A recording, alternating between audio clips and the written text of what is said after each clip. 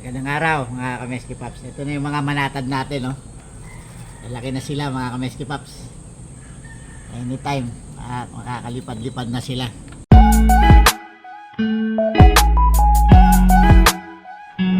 Ito. Pakain tayo ngayon ng manatad.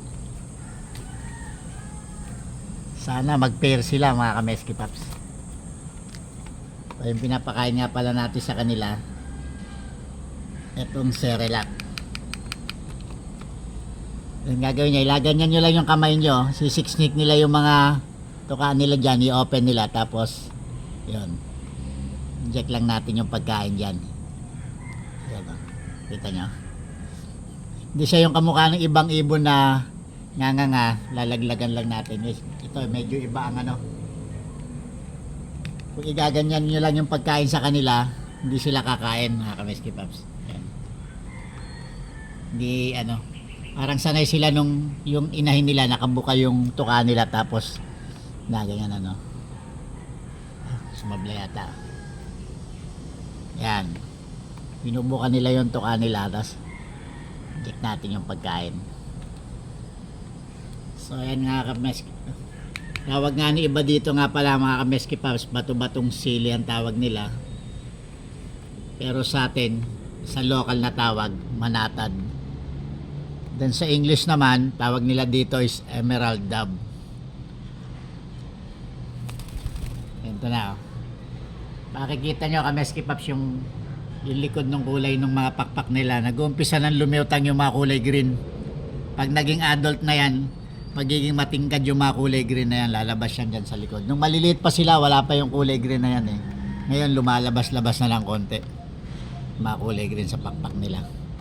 Malapit nang gumanda yan mga Kameski Paps. Siguro mga 1 to 2 weeks. Maganda ng tingnan yan. Yan, medyo matrabaho lang talagang pakainin. Pag hand feeding sa kanila, medyo effort talaga.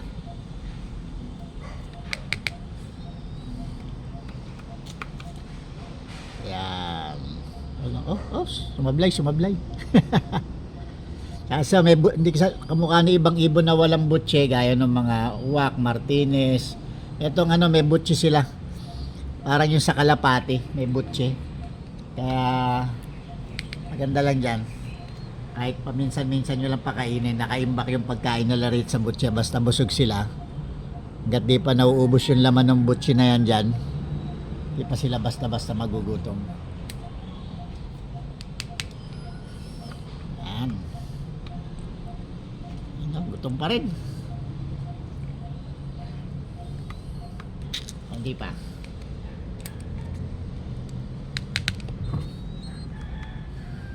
More.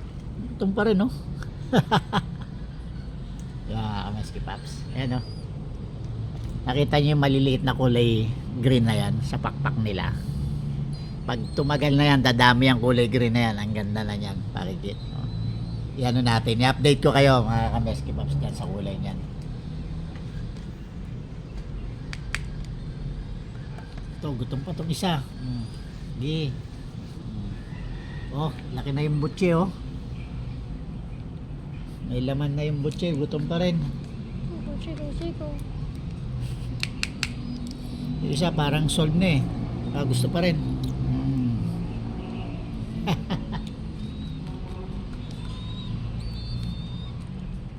Naubos nyo na. Ikaw, isa pa. Gutom pa rin. Hanggat gutom pa siya Kameski Paps, saksakan nyo lang ng saksakan para matagal din silang gutumin. Okay. Ito na may isa.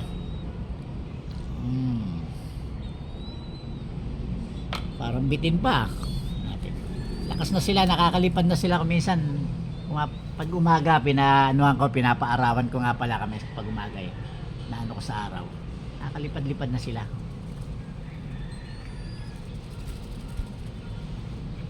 Ito, puno yung butchi ng isa, oh. Ito, mukhang madami-dami nakain ng isa. Kargado yung mga butchi, mga Kameski. So, kasunod na kain yan, kahit mga after mga 4 to 5 hours na yan, bago sila magutom ulit.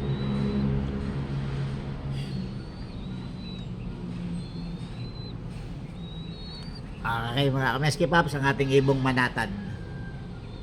Update namin kayo siguro mga after 1 week para makita nyo na yung ganda ng pakpak niya.